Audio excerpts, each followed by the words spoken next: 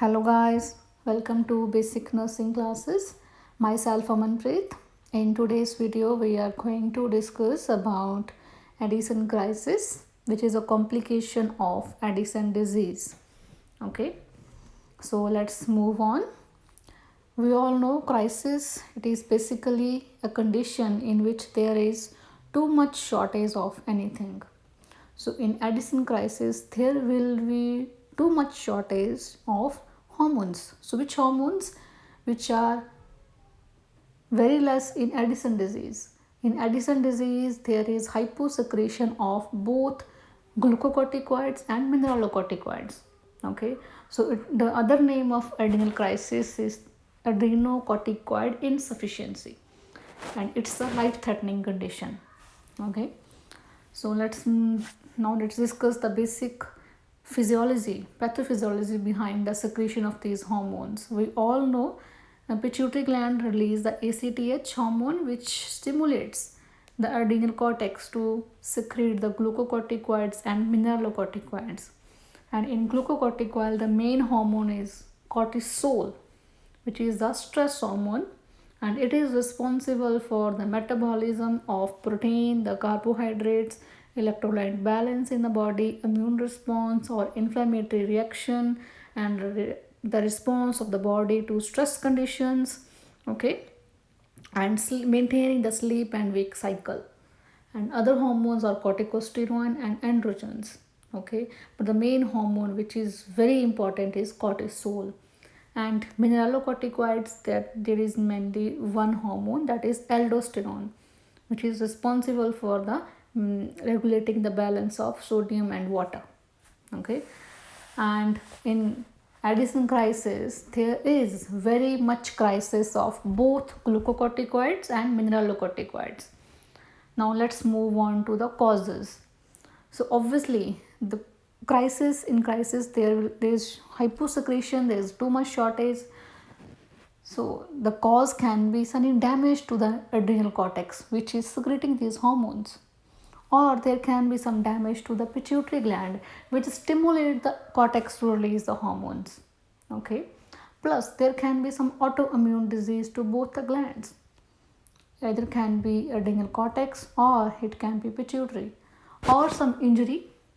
Okay, and apart from that, the Addison disease complications. For example, if the patient is not taking the medications as prescribed in Addison disease. In Addison disease, there is hyposecretion of hormones, and we have to take externally the hormones. And if the patient is not taking as much as prescribed hormones, so obviously it can lead to crisis. So non-compliance of the medications is the main reason. And third thing can be removal of adrenal gland. For example, in Cushing disease, there is hypersecretion of both hormones. Okay, so we have to treat Cushing disease by removing the glands. By removing these glands, there will be crisis. There is hyposecretion, and removal of these glands can lead to Addison crisis. So these are the main causes behind the Addison crisis. Now let's move on to the sign and symptoms. The main sign and symptoms will be nausea, vomiting, okay, and abdominal pain. These can be because of altered metabolism and electrolyte imbalance in the body. Okay, because cortisol, it is very responsible for maintaining metabolism and electrolyte balance. Then decreased BP, too much low BP, hypotension, tachycardia, dehydration, because electrolyte imbalance will be there, decreased blood sugar levels because there will be altered glucose metabolism. Okay, electrolyte imbalance, fever, weakness, because on all these conditions, dehydration, nausea, vomiting, electrolyte balance can lead to muscle weakness. Okay, and very imbalanced electrolytes can lead to confusion, and all these conditions in together can lead to shock. The patient can go in shock, and it's a life-threatening condition. Now let's move on to the management. Okay, So obviously if the patient is in shock, so we have to manage this condition by giving the fluids. So fluid resuscitation is the first, and it is done by IV route.